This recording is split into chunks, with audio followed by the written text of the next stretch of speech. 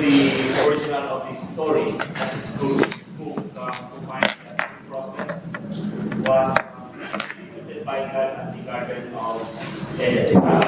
He said in the story that after our parents ate the forbidden fruit, you know, it's an hour, eating whatsoever. God, although He really knew why they ate the forbidden fruit, still summoned them to some kind of a hearing. He asked Adam why he ate the forbidden fruit. Adam said, Lord, I was tempted by Eve. Similarly, God also asked Eve why she ate the forbidden fruit, and Eve, of course, pointed to the serpent. Of course, God didn't any more bother to interrogate the serpent. After all, he could not speak.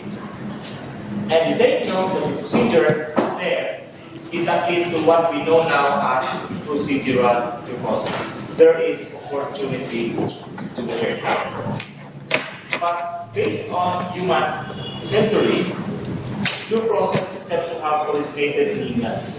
It was, of course, contained in the Magna Carta that was run by the barons of England sometime in 1215. They ran that from Prince John.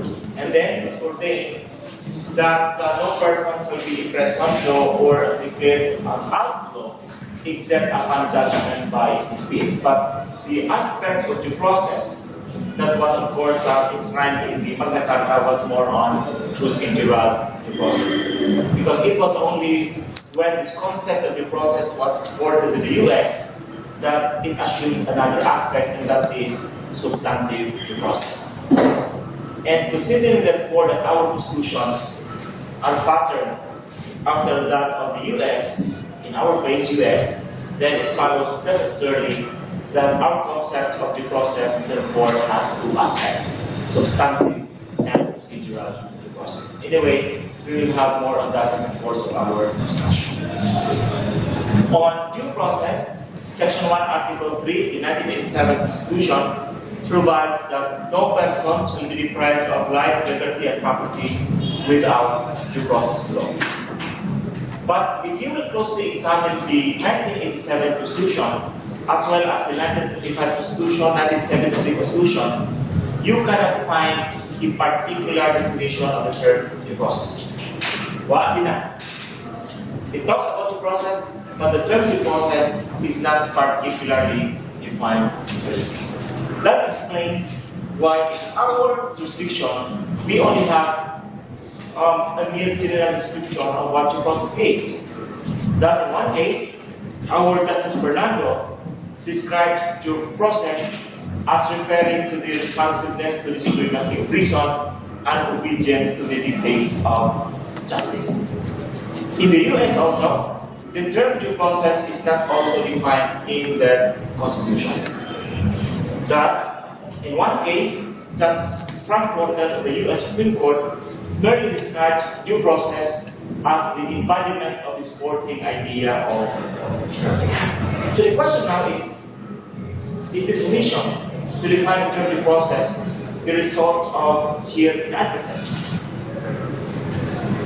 Is this the result of negligence on the part of the framers of our Constitution? Nalimitan ka lang pinig.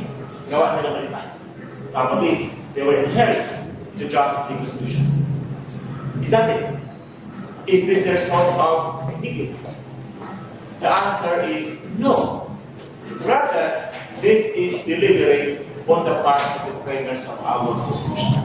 Consciously, they did not define the term due process, lest any such definition would rather restrict its application.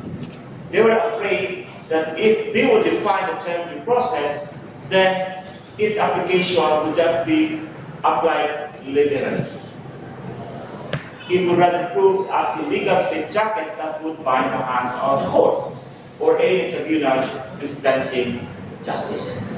In other words, the framers of our Constitution consciously did not define the term due process if only to afford a course of law or tribunals dispensing justice enough leeway to apply this concept in light of the circumstances attendant to each and every case. Because they know that no two cases are exactly the same. Like the good of circumstances kada kaso. So they did not define the due process so that the courts would have enough legal room to apply the same in light of the peculiar circumstances of each and every case. Is that clear? Section 1, Article 3, the 1987 Constitution provides that no person shall be deprived of life, liberty, and property. So persons, therefore, are to be afforded or accorded due process. But when we talk about person, does that include also juridical entities or juridical persons like corporations and partnerships? Are they afforded due process? The answer is yes, but such protection is more on their property rights. And when we talk about natural persons, due process does not mean that it should only be applied to Filipinos. In that foreigners inside our territorial jurisdiction are likewise afforded or to be afforded procedural or substantive due process. Such that if a foreigner commits a crime in the Philippines, he is not to be sent or he is not to be penalized at once. He still has to be tried before courts of competent jurisdiction. After all, the term due process as used under the 1987 Constitution would extend also to foreigners. Is that clear? Section 1, Article 3 prohibits undue deprivation of life, liberty, and property. And to deprive means to take away forcibly. To prohibit the possession, enjoyment, and utilization of a right or a thing. That is, of course, deprivation. You take note, however, that what is prohibited is undue taking of life, liberty, and property. In other words, life, liberty, and property may be taken away from us, provided that there is observance of due process. Such that if a person commits a crime and after hearing he is found to be guilty as charged and he is to be sentenced to suffer imprisonment, then we cannot say that that is violation of his right under Section 1, Article 3. After all, the taking away of his liberty is done with the observance of the rudiments of process. Similarly, if the state takes away private property for public use and not payment of just compensation, then we cannot say that there is undue taking of private property. Because again, what is prohibited is the taking of life, liberty, and property without due process. Is that clear? Then, Section 1, Article 3 guarantees, of course, our liberty. But what is liberty? Liberty from its state show. Competition carnation. When talk about liberty, it means freedom.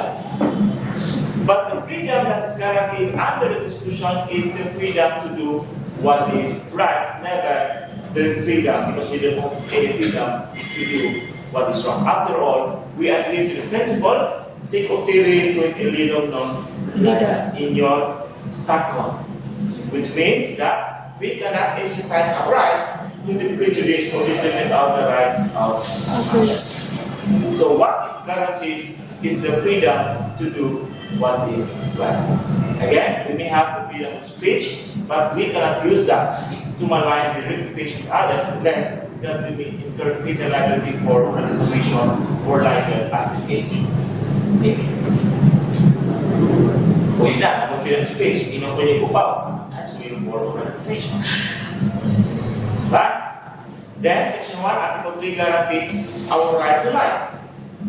In that our life may not be taken by the state without due process. But what is life? Nakanta mo na. What is life to offer me when I grow old, diba? When we talk about life as guaranteed in Section 1, Article 3, of course it refers to our physical existence. But the term life assumes that it is more than mere physical existence, in that our right also to enjoy God-given faculties or talents is likewise protected. Such that if you are good in singing, then nobody can prohibit you from, of course, auditioning in The Voice. With the audition, you're good in singing, diba? That's a God-given faculty. And if ever, medyo na ay mo turn sa ilang check, you may want to be under bamboo or artista ka, ato kan or Leia, kung medyo usa na kang Leia nga dyan, or kana iya, yeah, or kanang opera ganyan, yeah, or papa ka, ato kan Sara. Because again, the third life as used under Section Article 3 includes also the enjoyment of God-given faculties. If you're good in painting or drawing, then you can paint, you can draw. Ako ka lang yung painting. Is that when you take that up in your criminal about unity. But that is likewise guaranteed under Section 1 of Article 3. Is that clear? Then Section 1, Article 3, United States Constitution guarantees our right to own property, or it guarantees our property rights. And property here could refer to personal properties, movable properties, real properties like your land, parcels of land, Lot A, Lot B, owned by UCS, which came out in our previous term.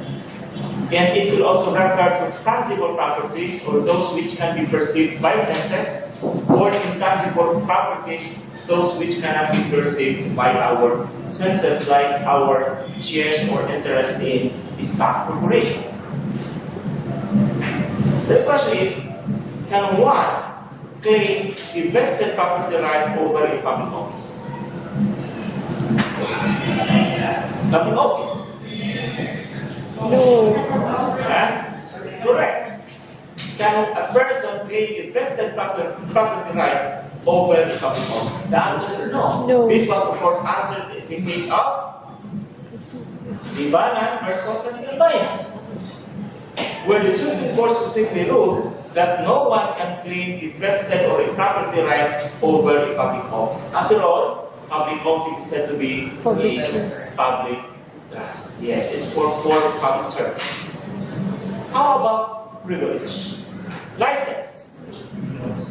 Can one claim a vested property right over a license issued by the government? No. The answer is no, as was ruled in the case of Garin versus PNPA, Romulo versus Chavez, which came out in our problem. Although I told you to argue against the validity, I started you to attack the validity of the regulation. Kung ako pumunta o valid ba, of course, kaya ba gusto we discuss that? So I told you to criticize somehow the ruling, to check your argumentation. How about franchise issued by the state? Can a person claim a vested property right over a franchise issued by the state? No. The answer is no, because under Section 11, Article 12, a franchise granted the state is always subject to the state's right to suspend and or alter or revoke the state. So no one can claim vested property right over a license or privilege granted the state, a franchise, or a public office. Is that clear? Earlier, I mentioned that due process as applied in our jurisdiction has two aspects. The substantive aspect thereof vis-a-vis the procedural aspect thereof, or what is known as procedural due process. And when we talk about substantive due process, this refers now to the intrinsic validity of a law or regulation. So the inquiry here is whether or not there is a valid governmental or lawful purpose. Otherwise, if a law or regulation has no valid or lawful governmental purpose or objective, then we can say that the law or regulation is intrinsically invalid or that it violates substantive due process. Example, Congress enacts a law prohibiting us from exercising our vocal cords every time we would take a bath in the morning. Nakaiba ng kanta, di ba? But I was told that ang paborito ko sa mga babae katong old song, katong Loving You. Di ba? Especially kung, yeah, la, di ba? But I will tell you, ganun mo yung paborito ninyo. I think you know the reason why. Gusto na. Wala, di ba? Pamalabon ng babae. Katong kanang-kanang ng babae, so may ganito, di ba? Kung dito so katong solid yun, di ba?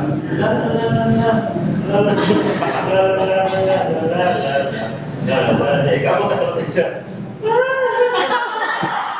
So, muli paborito sa babae. Bakit? So, may that be prohibited by Congress. Among sa lakit. Sa babae naman. Ato ning opening ng babae karon. So, is that invalid? The answer is no. Because it has no valid governmental objective or purpose. In other words, the state simply has no business regulating that activity. After all, it does not affect public interest or welfare. If we talk about procedural process on the other hand, this now refers to the manner by which the law or regulation is administered or enforced. So, the point of inquiry here is the manner of the enforcement of a law or regulation. And the essence of procedural due process is expressed in the immortal cry of Demosthenes to Eurydiades when he said, "Strike, but hear me first." Strike me with your sword, but hear me first. That was Demosthenes' cry to Eurydiades. But my request to you is, do not Englishise the name of Demosthenes. Record mo na, Demosthenes. Why? Kasi may Englishise na name ng Demosthenes is Demosthenes. Sounds right? You know what? So, it's Demosthenes, not Demosthenes. So he said to Eurydiades, "Strike me with the sword, strike, but hear me first." And of course, I told you earlier that this is also my mantra. Every time I ulit ko sa klase, diba? Normally, we would end our classes at 8:30. I live in Consolacion. Paabot kinig ko 8:31, mula na siya sa pasawa. So I would say, strike, but hear me first. The one of the mantra.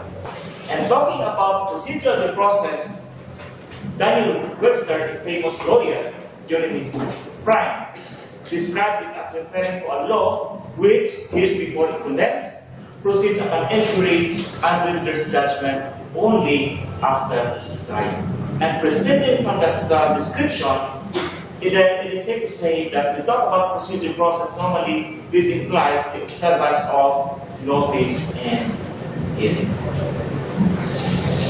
So, inasmuch as procedural due process requires, as a matter of general rule, prior notice and hearing, the Supreme Court in the case of Lynn versus CA, if you can recall the case, declared as invalid the action or decision of Mayor Lynn in closing down the business operations of the establishments owned by Destro, the exotic garden restaurant and the new hotel. It was considered invalid because the same was carried out without Mayor Lynn giving Destro a chance to be heard under the violations that it supposedly committed. Because as a rule, procedural due process entails the observance of notice and hearing.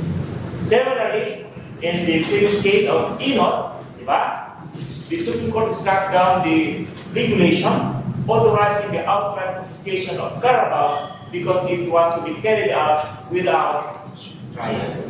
There was therefore a patent violation of procedural due process. And due process normally is to be applied in judicial proceedings. So the question now is, what are the requisites of judicial due process or procedural due process as applied in judicial proceedings? One such essential requisite is that there should be an impartial court, clothed with the power to decide case or matter pending before it. Another essential requisite of the process as applied to judicial proceedings is that the court must acquire jurisdiction over the person of the defendant. The third requisite is that parties must be given opportunity to be heard, and the fourth requisite is that judgment must be rendered only after hearing. So judicial due process, therefore, entails or requires of others that there should be an impartial court clothed with the power to decide the case. You take note that the jurisdiction of the court, the courts of law, is apportioned or defined by law enacted by Congress, such that for criminal cases where the penalty imposable therefore is imprisonment exceeding 6 years, such case must be tried by the RTC. It cannot be tried by the MPC because that is jurisdiction. So, a case for murder should be tried by the RTC and not by the municipal trial.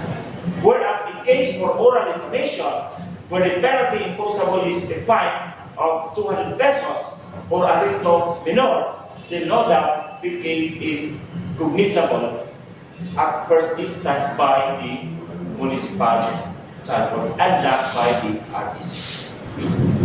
Is that clear? Because jurisdiction of the courts is defined and apportioned by law. So that is an essential requisite of due process, that the court in the case must be clothed with authority to decide a case that is filed before it. But more than that, it is required that the court in the case must be impartial. Because what is the use of having a court with jurisdiction over the case if the same is already biased in favor of one of the party litigants? It would be a moro trial.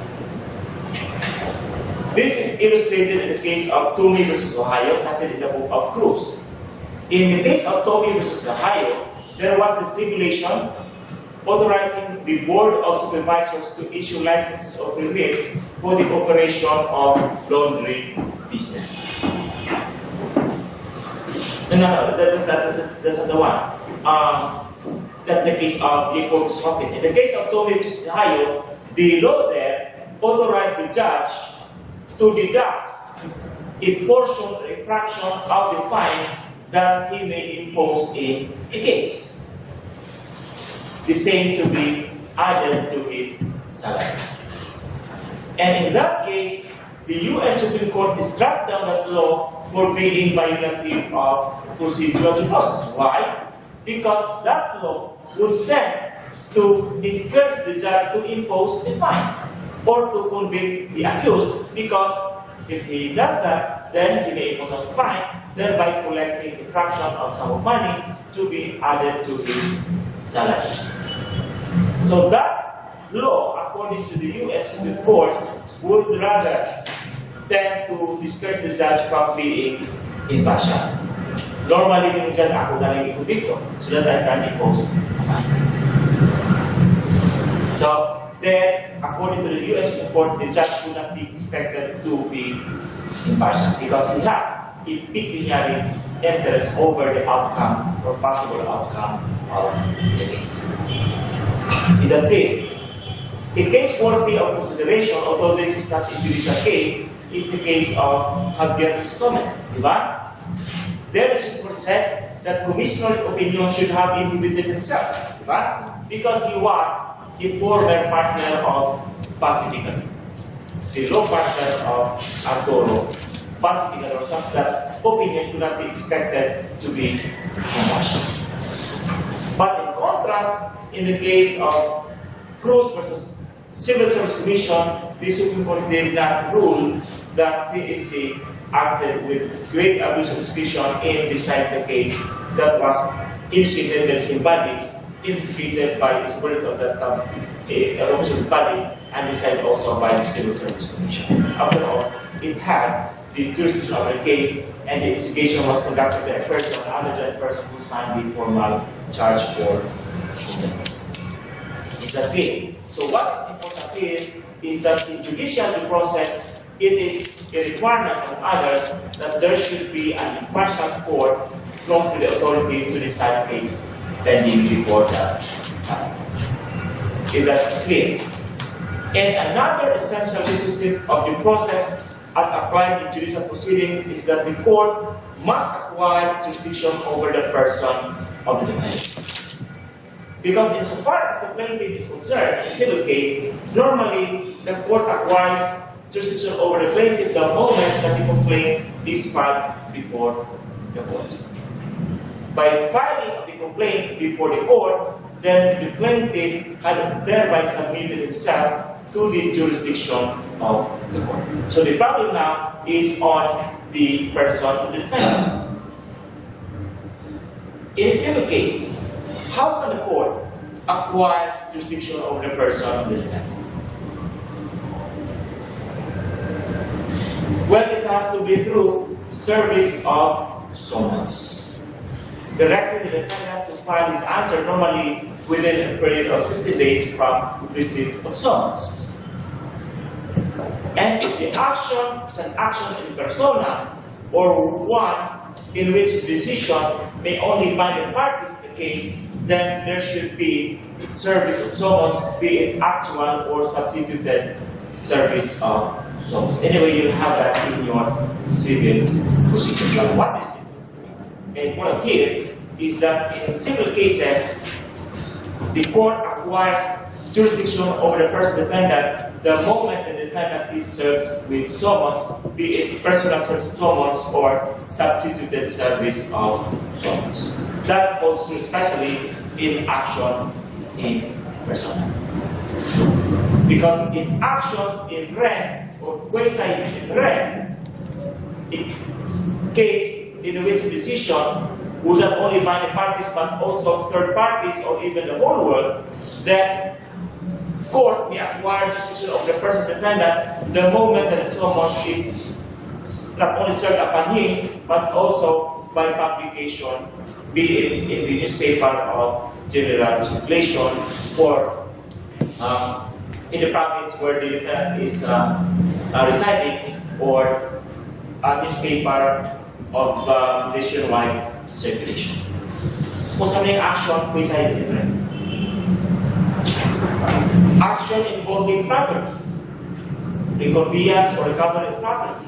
So, example, the defendant is out, such that the summons could not be personally served on him. But the action is an action involving property. If you are the plaintiff, where the summons could not personally be served upon the defendant, then you can move for the service of summons through publication. You publish a summons on newspaper. Normally, once a week for 3 consecutive days. Where that is done, then that is enough to vest jurisdiction over the person of the defendant and the property involved in the litigation. Action in rem, example of this is petition for nullity of marriage. Diba? In petition for nullity of marriage, the parties involved in on papers are the husband and the wife. But you take note that the decision that will be rendered in that court would not only bind the parties themselves or the husband and the wife themselves, but also third parties or even the whole world. Such that if the marriage is declared in patent nullity, then anybody or any outside party may want to marry either of the petitioner or the defendant, respondent, as the case is. For example, Ninyo Mr. Ligaste with isang may akong Sibay. marriage. Sila biduhan, di ba? But the moment the decision is rendered, anybody who is interested to marry Miss Sibay can do it.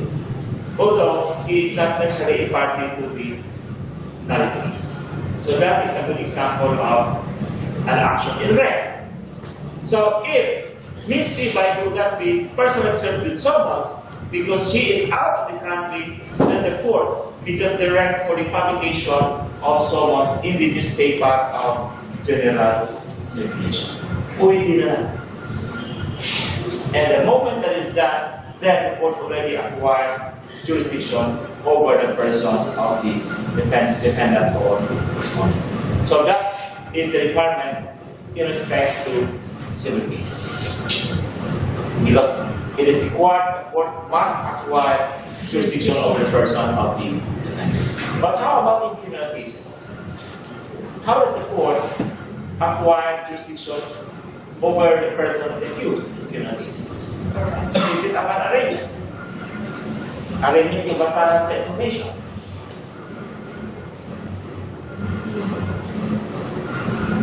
So what rests upon the court? The court jurisdiction over the person of the accused.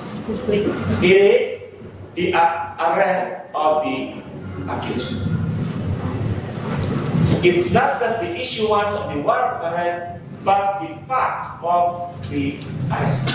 So the moment the accused is arrested, then the court already acquires jurisdiction over. And again, you have to take notice of this because majority of the lawyers are of the view that what confers jurisdiction in criminal cases is the arraignment. No, that is not correct. Arraignment is necessary only for purposes of having trial in absentia. A trial which may be had even without the participation or absence of the party. So, what confers jurisdiction in criminal cases is the arrest of the accused. Because again, that is the requirement that the court must acquire jurisdiction over the person who is pending. And then the other requirement of judicial due process is that parties must be given opportunity to hear. And to take note, and I can underscore the fact that what is required here is nothing but a mere opportunity to be heard. Actual hearing is not always required. Because again, what is required is nothing but a mere opportunity to be heard. Just like in our oral recitation. If you are called to recite, but you didn't recite, you cannot later on complain that you are denied due process. After all, what is required is a mere opportunity to be heard. If you don't want to be heard, then the rule of mercy applies. Mercy can die. There is already a waiver of right. Such that if in a civil case, the defendant is served upon with summons, directing him to file his answer to the complaint within 15 days from the receipt thereof, but he does not file his answer, then the court is justified to render judgment by default. And the defendant therein cannot later on complain that he is denied due process. Conversely, if in a criminal case and after arraignment, the accused does not show up and present his evidence, when it is already his turn to present his evidence, then the court will forthwith render judgment, considering the accused as having waived his right to present evidence. And if the accused is convicted, he cannot later on complain that he is denied due process. Because again, what is required is nothing but a mere opportunity to hear.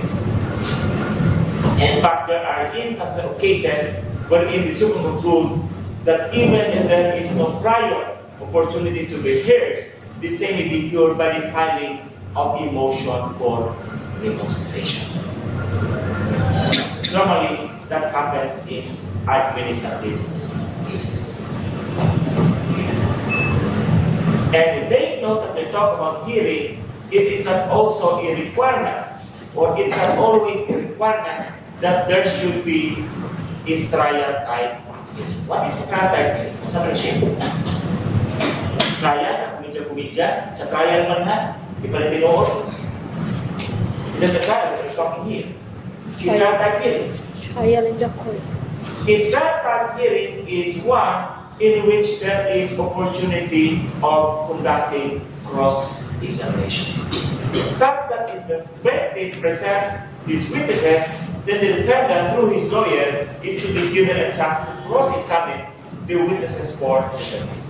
This way, if the defendant presents his own witnesses, then the lawyer of the plaintiff should conduct cross-examination on the witnesses for the defendant. This is what is known as trial type hearing. The question is this always required in judicial proceedings? No. Is the trial type hearing a mandatory requirement in judicial proceedings? The answer is no. Because there are cases which can be decided without observing a trial type hearing. One such case is unlawful detainer or forcible entry, otherwise commonly known as ejectment. A case for ejectment does not require trial type hearing. Now, the same can be decided by the court by just the submission of position papers, attaching them to the affidavit of witnesses. Normally, or as a general rule, an affidavit that is not testified to by the affiant and who is not cross-examined by the other party is considered hearsay, but not in ejectment case. Because here, in ejectment cases, a trial type hearing is not. And also in small claims cases, trial type hearing is not also required. Those are next small claims cases. A case for collection sum of money where the amount collectible does not exceed 100,000 pesos. So if I owe money to Mr. Duro amounting to 99,099 cents, so it's covered by, or it's under small claims. So all that Mr. Duro will do is just fill out the pro forma complaint. Kung ito nagkakorte, nag-forma, fill out. Then, it will be served upon the defendant together with the pro forma answer. Fill out and also sa defendant. So there is no more need for the parties to hire lawyers. Why contact abogado sa small claims cases? And this kind of case would not require a trial type hearing. This can be decided by the court on the basis of the pro forma complaint and the pro forma answer. There is no actual cross-examination. And also in labor cases do not require trial type hearing. This can be decided merely on the basis of the position papers submitted by the parties, attaching them to the affidavits of witnesses alongside other documentary evidence. So again, the rule is that an actual trial type hearing is not always required in judicial proceedings. In fact, there are instances where prior notice and hearing may be dispensed with without running afoul with procedural due process. Diba? We mentioned earlier that procedural due process generally requires prior notice and hearing. But there are exceptions to the rule. Again, there are instances where a prior notice and hearing may be dispensed with without running afoul with procedural due process. What are these instances? Issuance of PRO or temporary restraining order, as was ruled in the case of Maro Gonzalez Satachio. Under Section 5, Rule 58, the TRO can be issued ex parte or even before the defendant or respondent could be heard on the matter. And and that is valid even without conducting a prior hearing, by way of an exception to the general. Another instance is the issuance of a warrant of arrest, as was ruled in the case of USA versus Pogana, cited in the case of Webb versus Delia. When the court issues a warrant of arrest, the court is not mandated to conduct prior notice. That is also an exception to the general rule on prior notice hearing. Then, imposition of preventive suspension. This can be done even before actual trial, as was ruled in the case of Gibana versus Sanigapay. Another instance where prior notice and hearing may be dispensed with without violating due process is the cancellation of passport or the passport of a person who is wanted for the commission of crimes. There is no more need to conduct a prior hearing. After all, the person is already acquitted from justice. Kaysa may hearing mo, wala naman na. Ilayas na.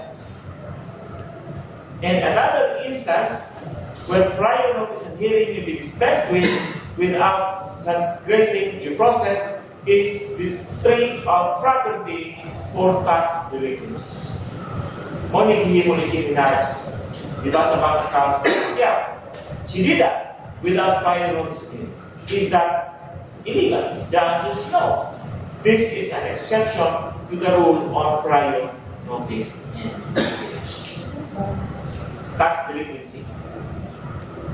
Then, closure or padlocking of restaurants also found to be unsanitary after inspection by the civil officers, or movie houses showing lewd movies or shows.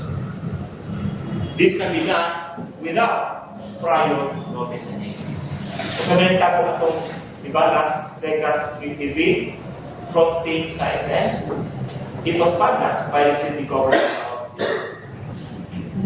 for allegedly showing YouTube.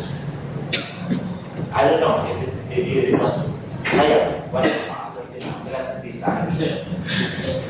but it was ordered closed, but it now reopens. Like another new match. Sa una, masasayo mo ba, ang lalaki na siguro. So that is also an exception to the general. Then, another exception is the abatement of nuisance per se. A nuisance that is displayable outside. So sabihin nuisance per se. Example, di ba? Illegal per se. You recall the case of Cabrera versus Fluffy, di ba? There was outright demolition of the fish pond owned by Cabrera, and she said that there was denial of process, but this court disagreed. After all, her property or fish pond was characterized or categorized as nuisance per se, in contrast to nuisance per accidents, because abatement of nuisance per accidents requires prior notice. A factory, for example, situated in a residential community.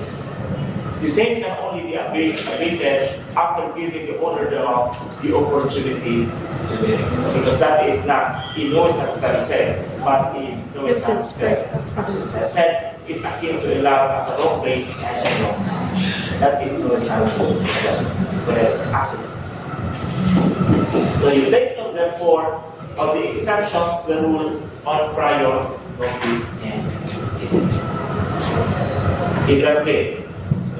Then the last requisite of due process as applied in judicial proceedings is that judgment must only be rendered after trial, after consideration of the evidence adduced by the parties. And in that respect, you take into account the provision under Section 14, Article 8 of the 1987 Constitution, which requires that the decision must clearly and distinctively state the facts of the case and the law on which the same is to be based. But the question is, how about legal exclusions?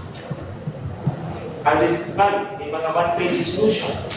Normally issued by Supreme Court and the Court of Appeals. Well, we have this before, but in the local cases, it was ruled that many resolutions are invalid. Because when the resolution says that the petition is devoid of merit, then that already says no. What would it mean? In form and in substance. In what way? Except in the Supreme Court. So what is constitution? Ilang himuan. So merit resolution is valid if takulan niya sa kanya. Otherwise, they will only punishing themselves. Kung di na i-upload ang validity sa merit resolution. Is that clear? But I have a question to you. How about publication laws? Is that part and parcel of procedural process? Publication laws? Yes. Either in the official gazette or in the newspaper of general circulation. Is this a component of procedural process? Yes. The answer is yes, as was ruled in the case of Tanyada versus Tanyada. The reason being that there is a law to the end that ignorance shall exist no excuse. Ignorance of the law excuses no one. Such that if the law is not published, then it would be unfair to charge us with knowledge thereof. So kapag iba na ito walang published. So it is only right or proper that laws must be published because of the presumption that ignorance of the law excuses. Is that clear?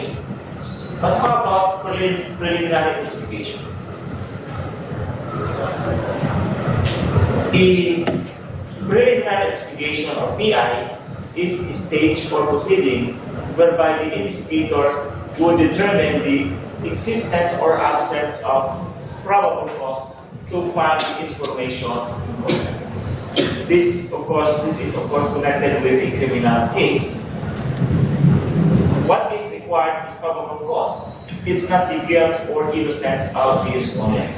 If the investigator found that the crime had indeed been committed and that the respondent is probably guilty thereof, then the information may be filed in court. This is what is known as preliminary investigation.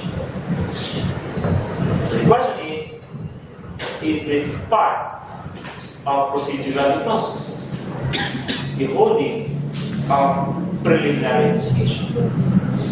This was taken up in the case of Bowie versus Sandigan.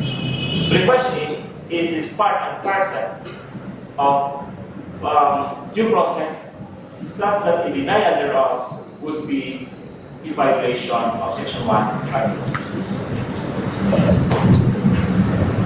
Yes? Yes. No? Or it depends? Depends. It depends on what? It depends on the respondent. Ang respondent guapo like you, so it's a matter of right. Otherwise, kung pati like me, it's a matter of right. Again, the correct answer is it depends. It depends on the imposable penalty. Such that if the imposable penalty for the offense is imprisonment of at least 4 years, 2 months and 1 day, or 4 months, 2 years and 1 day and a half, then preliminary investigation is a matter of right, denial of which would constitute a violation of the process. Conversely, where the penalty imposable for the offense is imprisonment not exceeding 4 years, 2 months, and 1 day, then preliminary investigation is not a matter of right, and denial of which would not be regarded as a violation of procedural due process. This is the provision under Section 1 of Rule 112 of the Revised Rules on Criminal Procedure. So you take note therefore of penalty. That's why in the case of Bowie, the Supreme Court said that preliminary investigation was a matter of right. Why? Because the offense was plunder. reclusion perpetual. So it becomes a matter of right. Otherwise, if the case is but oral information, then preliminary investigation is not a matter of right. Such that if what is filed before the fiscal's office is a complaint for grave oral information, where the penalty imposable does not exceed 4 years, 2 months, and 1 day imprisonment, then the fiscal may just file directly an information without need of affording the respondent a chance to submit his counter affidavit.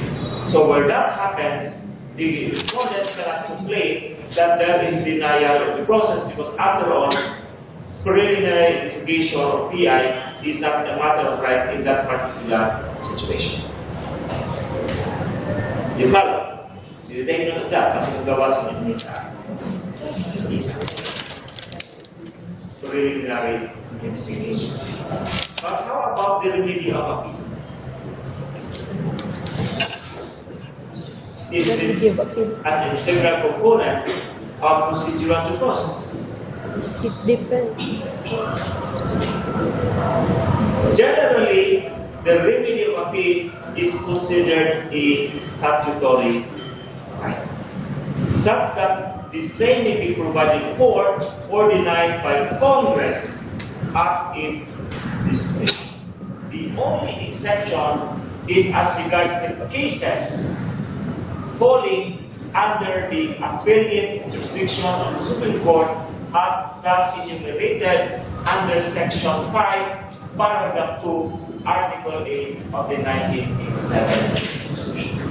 In other words, other than the cases mentioned under Section 5, Paragraph 2, Article 8 of the 1987 Constitution, the remedy of appeal is not a matter of right. Such that if Congress does not provide for the remedy of appeal in those cases outside of the cases mentioned at Section 5, Paragraph 2, Article 8, then you cannot say that there is denial of procedural due process. So, kung sa may kasuhan where the Supreme Court is given by the Constitution or vested appellate jurisdiction, cases involving the validity of a treaty, international or executive agreement or law, presidential decrees, proclamations, orders, instructions, ordinances, and other regulations. These cases would fall under the appellate jurisdiction of the Supreme Court as provided for under the Constitution. So in other words, Congress cannot pass a law taking these cases out of the appellate jurisdiction of the Supreme Court. So, as far as these cases are concerned, the remedy of appeal is guaranteed under the Constitution. Then, cases involving the validity of a tax, imposed assessment, toll, or penalty imposed in connection therewith. These cases also fall under the appellate jurisdiction of the Supreme Court, and the same may not be withdrawn from it by Congress. Cases also where what is at issue is the jurisdiction of the courts. This would fall under the appellate jurisdiction of the Supreme Court, so remedy of appeal therefore is a matter of right. Cases also, for criminal cases where the penalty imposed is reclusion perpetual or higher, then the remedy of appeal is guaranteed under Section 5, Paragraph 2, Article 8. Then, cases where what is involved is purely a question of law. So, all these cases mentioned are Section 5, Paragraph 2, Article 8, more or less provide for the remedy of appeal, which cannot be taken away by Congress. But outside of the cases mentioned therein, then Congress has the discretion to provide for or to deny the remedy of appeal. So, many more famous cases. Ito ba, collections of money less than 1,000. You take note that no remedy of appeal is provided for by the law of the rules. So, if I am sued for collection of money, say 50,000, then I lost the case, Appeal. I cannot appeal from the judgment because no appeal is provided for by the law or by the rules. And I cannot say the third is denied the process because after all, the remedy of appeal is not provided for in that kind of cases. But where remedy of appeal is provided for by law, denial of which would constitute for violation of the process if the appellant has perfected his appeal. Executive cases where the remedy of appeal is provided for, the defendant files the notice of appeal and pay the corresponding appeal for that appeal. But the court, the trial court, does not elevate the case further to the RTC for review. In that situation, there will be a denial of procedural process because after all, the remedy of appeal is provided for by the law or by courts. Is that clear? So you take note therefore of the requirements or the rule as regards appeal and as regards preliminary investigation. So do you have any problem pertaining to the process? Sa iyo na yung process. Usari ko lang ka section. Sunuan na ko na. What problema before we jump to equal protection? We have a break for 5 minutes and then we will have a discussion.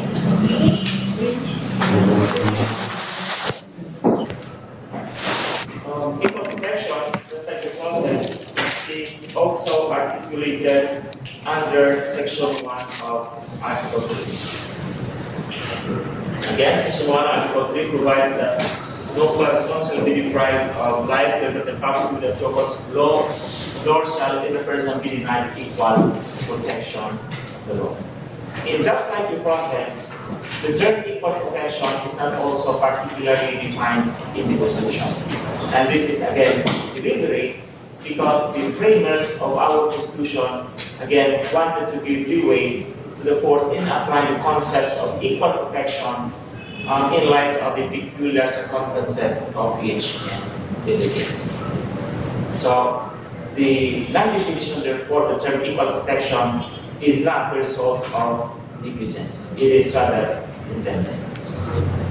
And when we talk about equal protection, it does not necessarily mean that all laws must be given universal application at all times. That is not the correct interpretation of equal protection.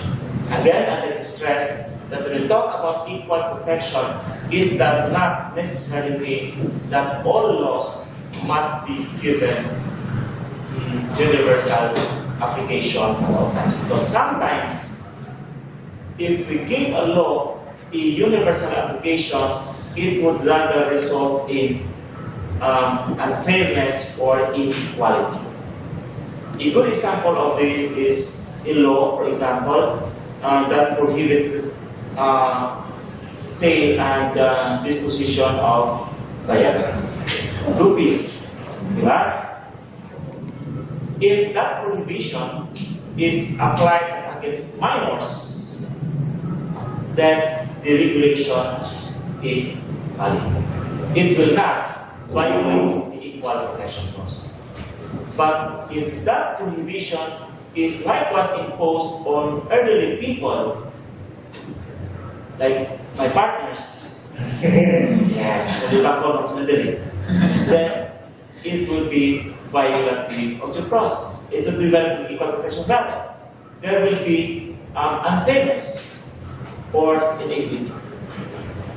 Why? Because definitely they need a booster. Their mind is willing, but their body is weak. This reminds me of a story about a lawyer. He's already 70 years old, pero nangabang sa pera. Iubo na lang itaw paningkamot because wakatay ko Viagra, because of the division. Pag ubo-ubo itaw, ihabuhat ang iyang likod sa babae, ay mo upuan doon mas gahi pa.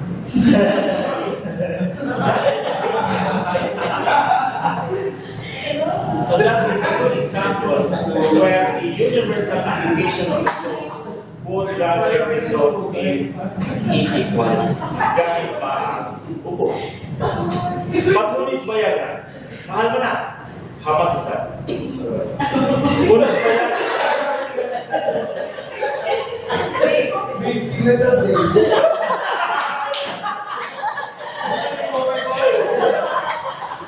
Who needs Viagra when there's Viagra?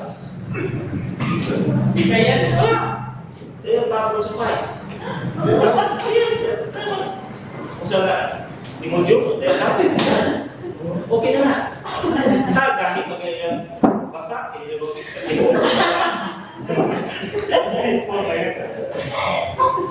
again, let's go back to the example.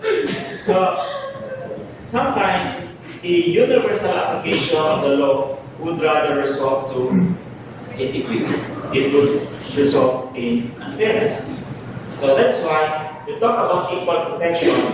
It does not necessarily mean that all laws must be given a universal application at all times.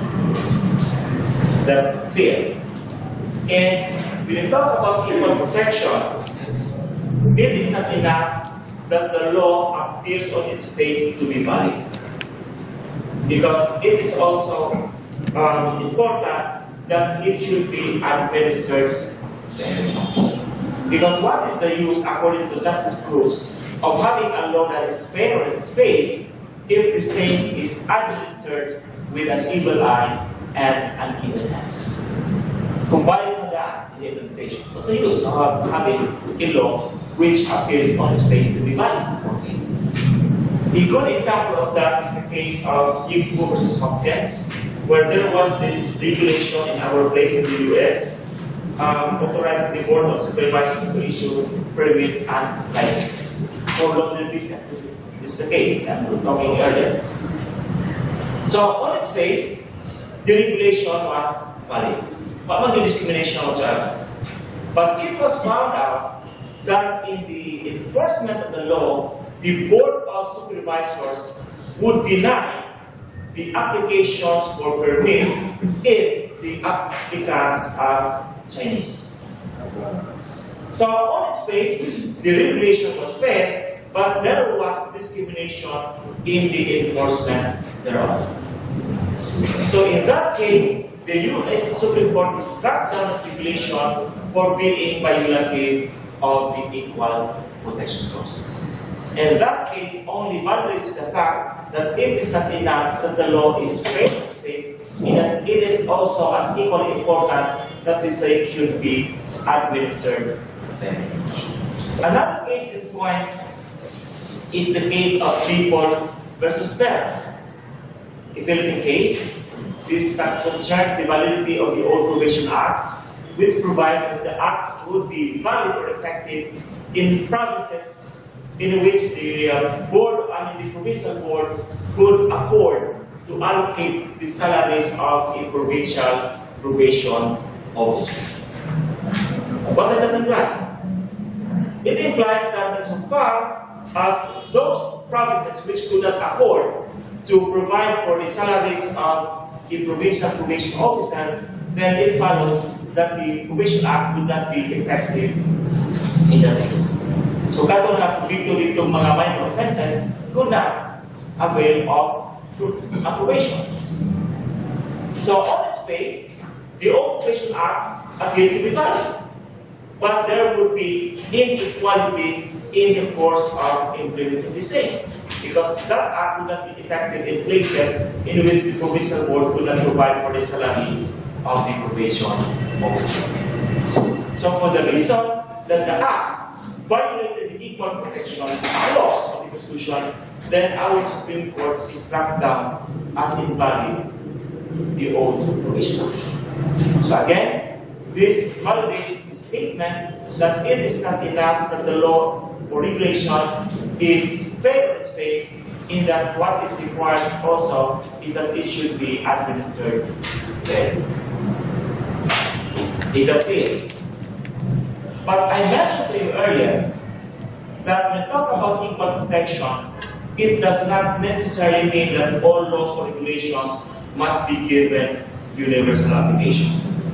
Because what is required in respect to equal protection is that all persons or things belonging to the same class shall be treated alike, both as the rights conferred and the obligations imposed.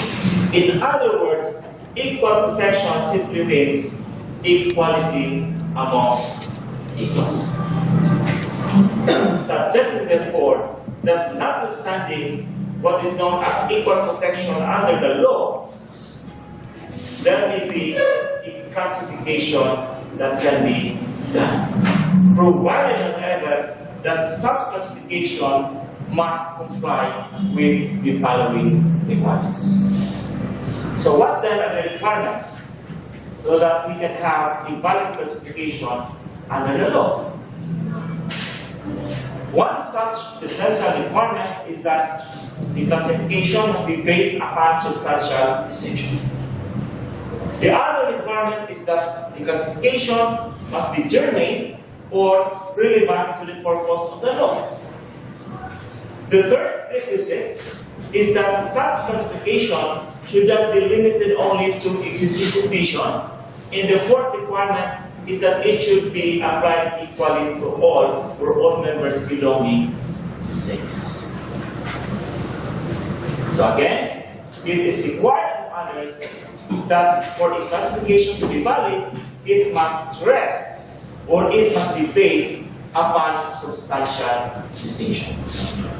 Verily, superficial differences would not make a good ground for making a classification, such that there can never be a valid classification on the basis of the color of one's skin, the color of your eyes, or the color of your hair, because these are nothing but superficial differences. So the state, therefore, cannot enact the law, providing that only those persons who are fair-skinned could take up medicine. Katong na mga skill blemishes could not take up medicine. Is that a valid regulation? The answer is no, because the classification that is made is based only on superficial differences. Can the state enact the law providing that only those with receding hairline, like me, could take up law on the supposition that katoragin ang mapaupaw ang ugali ng pasalipan? Is that a valid classification? That is not a valid regulation, because that is merely based on superficial differences. Because what is required under the law is that the classification must be based on substantial distinction. But sometimes physical differences can be a good ground for making a valid classification, such that we can make a distinction between women and men, when supposedly under the law, men and women are equal. No doubt, under the Constitution, men and women are equal, but we can make a distinction between women and men for purposes of enacting law dealing or regulations dealing with labor standards or conditions of work. Example, Congress enacts a law prohibiting women from being employed as minors. No doubt, the classification is based on physical differences. Question, is that a valid regulation? When the same is based on physical difference? The answer is yes. On the supposition that my job is a service, and physically, women are not as strong as men, except if you are Linda Rousey. Kailan mo Linda Rousey? UFC fighter, natikos ka na, armbar, sa paglaki, hindi mo sulara. So that law although based on physical difference, is no doubt valid. How about this requirement or this height requirement when it comes to enlistment in the armed forces in the military? High 4. Is that valid?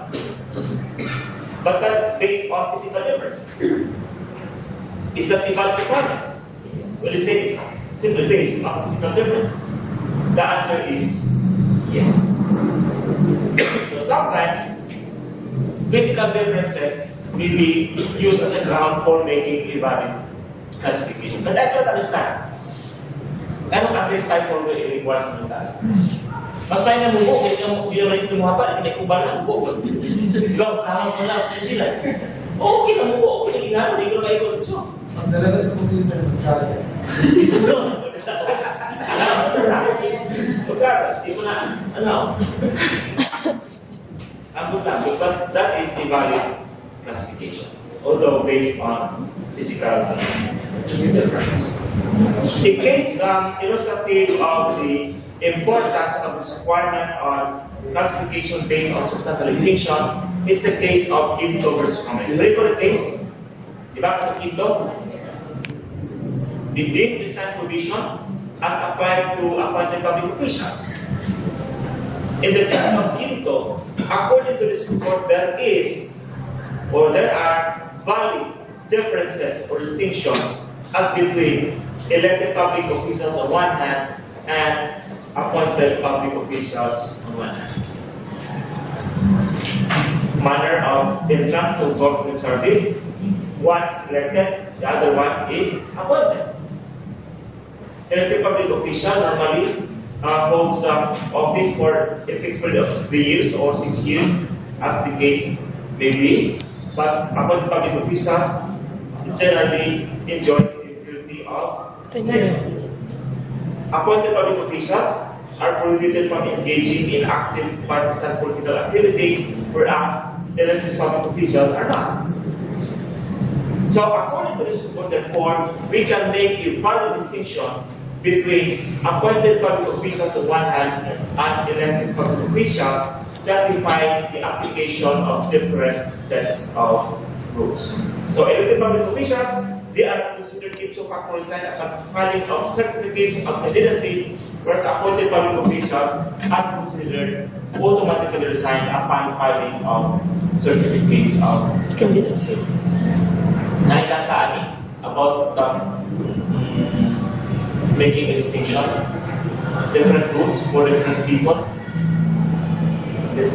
different strokes.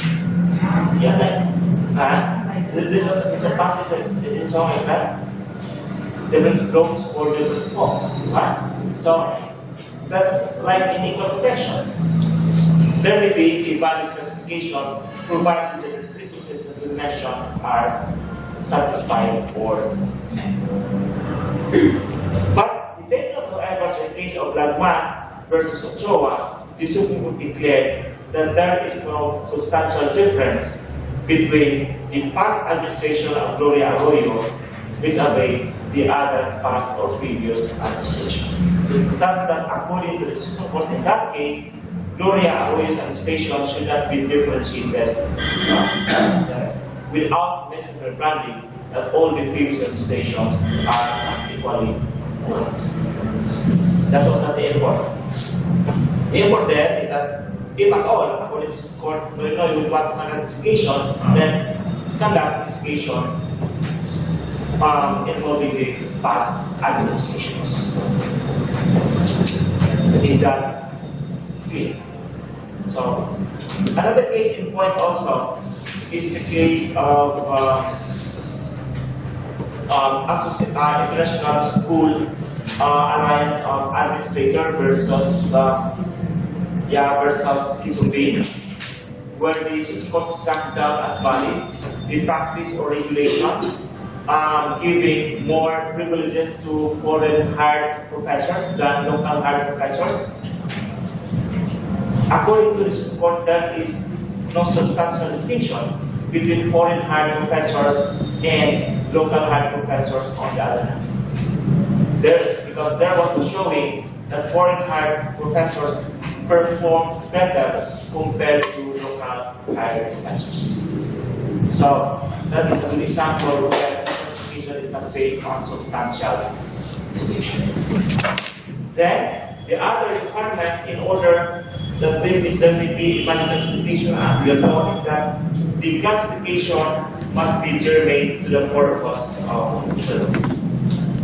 Earlier we mentioned that there may be equality classification between women and men for purposes of enacting laws and regulations dealing with work conditions, like provision on the employment of women in mining companies or as miners. That's valid, even if the distinction is based on physical difference. But can we make a distinction between women and men for purposes of passing the bar examination? No. Such that, as for men, the passing score would be 70, but for women, hindi mas na pag-inom, the passing score would be 75. Is there a physical difference between women and men? The answer is yes. The question is, in that given example, is the classification germane to the purpose of the law? The answer is no. It has no relevance whatsoever. It's not significant that just because you are a woman, then you are intelligent. Or that just because you're a man, then you are not as intelligent as a woman. Diba? Or malihog na nato. Ang babae, lower score, purpose of passing the bar, higher score ang lalaki. Is that valid? No. Yes, no. Just to say it is invalid. Because while we can make the distinction between women and men physically, but such classification is not germane to the purpose. It has no relevance at all. A case in point is the case of Dunlap's Comelec cited in the book of Rules. This involves the validity of the law prohibiting the retired elected provincial and municipal officials who already received their separation benefits and who already reached the age of 65 from seeking re-election to the post from which they previously resigned. This was questioned by Dunlap. Retired Mr. Dunlap. He wanted to run again. He wanted to be re-elected to the same position from which he previously resigned. According to Dunlap, this is unfair. What has age something to do with public service? In fact, maayon ko rin mga bitiran na so to speak. But the Supreme Court sustained the regulation, noting that the classification between the elderly and the young people was relevant to the purpose of the law. Because the purpose of the law at the time was to, of course, encourage mga young blood or young politicians.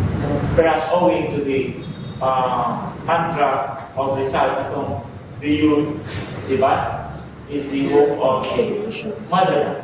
So that explains why until now, sige na ang hope na ang youth remains to be the hope. But what was na mahimong reality? It was not realized. Kung ramunta sa motherland, kamura din sa motherland. Alam mo bito Filipina, diba? Youth is the hope of the motherland. So, in the case of Dunlap, according to the Supreme Court, the regulation is valid. Diba pa masabi? Marami pa may matigulang, may kampanya kami, mapano sa tansa. Diba? Mga kampanya gabi, wala? Wala. Sa tansa na gamay, paano na tayo? Pag-normal ng dagat, di pwede niya. Young politicians. Na-issue ba sa ungkapan? Because, of course, the charges from service dagan have although he won, but the issue that was leveled against him was iguang naging tao ko lang magpalutan sa lagutan na ako. Or just to say, the money offered of one ako. Pero ito, anong gagagalan ng Islam? So that was, but now, that regulation was already abandoned.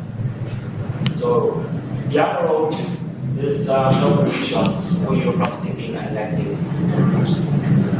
Is that clear? And another case illustrative also of the application of that requirement is the case of Dex versus San Diego. This has something to do with the validity of the regulation, prohibiting those who failed already Christ and Iman from taking the same examination again.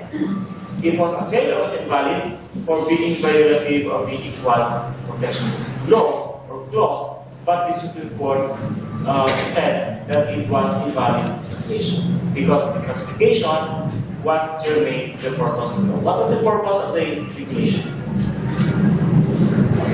To ensure that more or less our physicians would be competent. Otherwise, there would be no difference between medical doctors and what? Doctors. So that was the purpose of the regulation. Well, as for law practice, there was this regulation before that if you already failed in the bar exam for 5 times, you are no longer prohibited from taking the same. Again, it was already lifted. I don't know kung ang may matalipay, but I hope you will not be happy. Anong pabot na will find? Kausahan ko. Diba? Nalipay. Nalipay na lang. Lifted na ako. Ano ka kalipay mo? Pagkaram mo ako. Agos. Ambok na. Siguro, may tansa pa magpapag ikadwa at katulog. Ada din. Kasapoy. 6 months. Ang imong routine. Kaon, tulog, tuon. Boring. Sa extent manamok ko sa bar exam. Yes. Ang hanggang magbaboy gilangan, sige mga kaon, sige tuon, sige kaon. Tulog. Ligo, ayos sa so, lako yun. Exercise kasi. Former qualification before. So, ang tamo kong gabay sa amay, natamo ka, sa pabuang, husgan. Sabi na, okay. Inom sa misuna, sakbang sa mga natin, di pauli-uli. Doon palulo, itaw. Ikaw, umiinom ka pa rin. Inom ka ng Tagalog. Hindi mo ako sakpan mo ni Disitan kayo, yung pinag-campus. So, si Ima, ulit ko sa Pampanga. Ima, buhaan ng taxi, tapos sa kayo, di ba nila si Ima? Bawal na mag-inom isa sa campus. So, what we did, what we sigawa sa campus, Balaran, dami ubang, kumpra mo ito, ang iso sa bag. So, makita ng mga UP police, no? So, atin sa boarding house, ino rakit, mahal kita, kuha di ba? So, kuya, sa Ima, yung i-trap, balik na dito, pabalik ko niya ang taxi niya. Kunya di pa off ang headlight. So, bakit ko alam niya na istorya.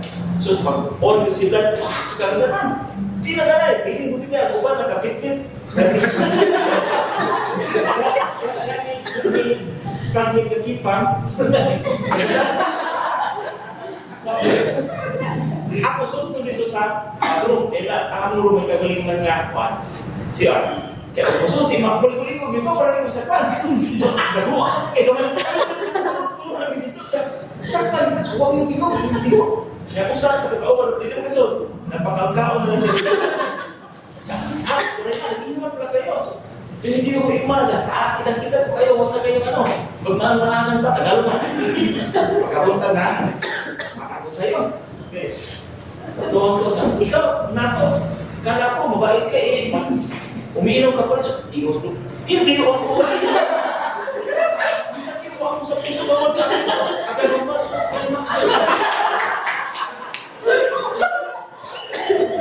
So, ako mga kauban, mga saban. So, ilaw yung iinom. Paano sila hindi mag-inom yun? So, ang butila, sila ko nga sa secret. So, hindi ko kapo yung namariksa.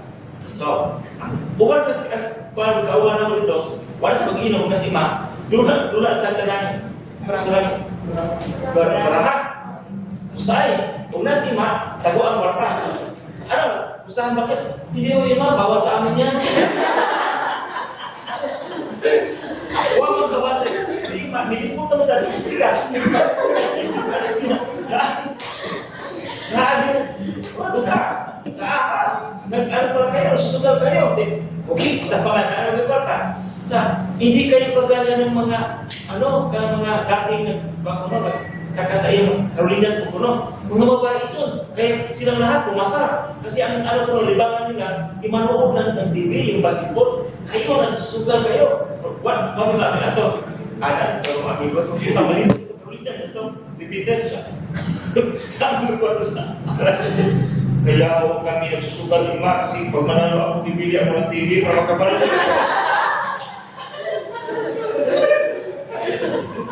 True lang ako ngayon. Kasundan ko siya, kamuda ako pala si TV para kumanood rin. Basketball. Masabi. Marumaro rin. Parang sanggot. Parang nakupuso naman na. So,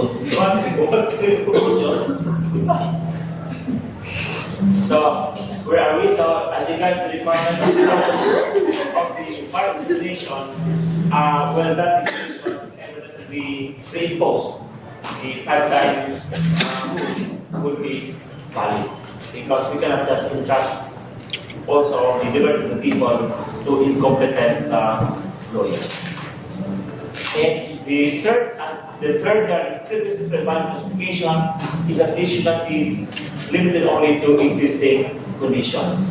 The case in point is the case of Ormoc Sugar Company Inc. versus Treasurer of Ormoc. What happened in that case was that the city government of Ormoc enacted an ordinance imposing a tax on the sugar produced that revealed from sugar, Ormoc Sugar Company Incorporated. You may know that in the questioned ordinance, the establishment to be taxed was particularly named, and that was Ormoc Sugar Company Incorporated. It was questioned, and the ordinance was questioned, and the Supreme Court sustained the attack on the validity of the ordinance. According to the Supreme Court, it was violative of equal protection. Why? Again, under the ordinance, the entity to be taxed was particularly named as Ormoc Sugar Company Incorporated. What does it imply? It implies that should there be new sugar companies which will operate in Ormoc City, then they are not subject to the same tax. And gibutan ito sa Ormoc Sugar Company. So, in other words, that particular ordinance was not limited only to the then existing condition. And as such, it was considered as violative of equal protection. And the fourth requisite, in order that there may be a valid classification of the law, is that it should equally apply to all members belonging to the same class. In other words, there should be equality among equals. A case illustrative of this point is the case of Tatad versus Department of Energy. Diba? We call this katong oil regulation law, which provides a section cover of the tax variance. So according to the Supreme Court, the variance amounting to 4% would be prejudicial to the new players in the oil industry. And that is not valid according to the Supreme Court because that would rather violate the equal protection clause. In that all establishments or entities belonging to the same industry as oil industry should be treated alike, such that the discrimination as against new entrants is considered as violative of equal protection. Same conclusion was reached in the case of Landman versus Ochoa. Diba? Katong administration of Gloria, it was differentiated from the previous administration. The Supreme Court said it's not valid. And that all the past administrations should be treated separately. That's what I quote. Then, Ipu also, Hopkins, is representative of this requirement. in that according to the U.S. Code in effect that all those involved in laundry business should be treated alike, and that there was no reason to discriminate the Chinese applicants. Again, the rule is that there should be equality among companies. So, is that clear now? Do you have any question pertaining to equal protection? Ada problema. And then, if you read in the book of Cruz, he said that what was instituted by God at the Garden of Eden was due process. But as I told you before, equal protection was instituted by God also at the Garden of Eden. I don't need to repeat the story about equal protection because I have already sanitized. Hindi na po gano'n mga jokes. So, forget my jokes about Viagra and labs. They're jokes. What is Viagra? Diba? Bakit ko yung pasal? Karang ibuong nadaan. Sulit ang nadaan. Okay, so, you have any questions on due process and equal protection? So, there being that, I trust that you're more than prepared for our midterm, which will be held as scheduled on Thursday. Is that February 22? Yes. January 22. Yes, sir. January 22 from 5:30 to 7 at the audiovisual group. Kita semua nak main 4 kata sections. 4? Yes, 4 kata. So I think ako lang ideal. So magdala na siguro ko kang assisting I was going to say. or come over to us. How about that?